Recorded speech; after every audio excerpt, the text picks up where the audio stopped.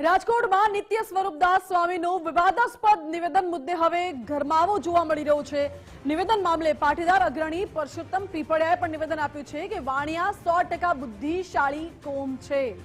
પાટીદાર સમાજને નીચો ન દેખાડવો જોઈએ। આવા નિવેદનથી બે સમાજ વચ્ચે વિવાદ થઈ શકે છે।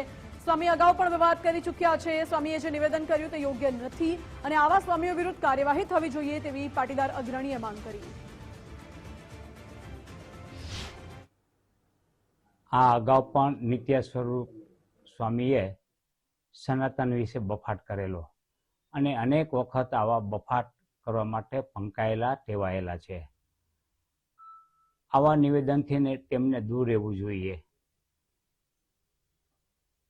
આજે સનાતનને બદલે જ્ઞાતિ ઉપરના જે વિભાજન થાય, ભાગલા થાય તેવા નિવેદનો કરી અને ફરીથી વિવાદ છંછેડો છે।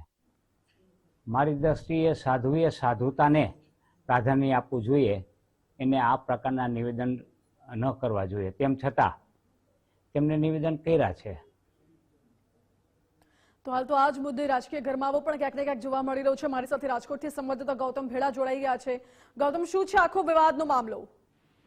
જી ચોક્કસ, જે રીતના નિત્ય સ્વરૂપ સ્વામી છે તેમનો વધુ એક વિવાદાસ્પદ વિડીયો છે તે વાયરલ થયો છે ને વાયરલ મામલે હવે પાટીદાર અગ્રણી છે પરસોત્તમ પીપળિયા તેમનું નિવેદન પણ સામે આવ્યું છે।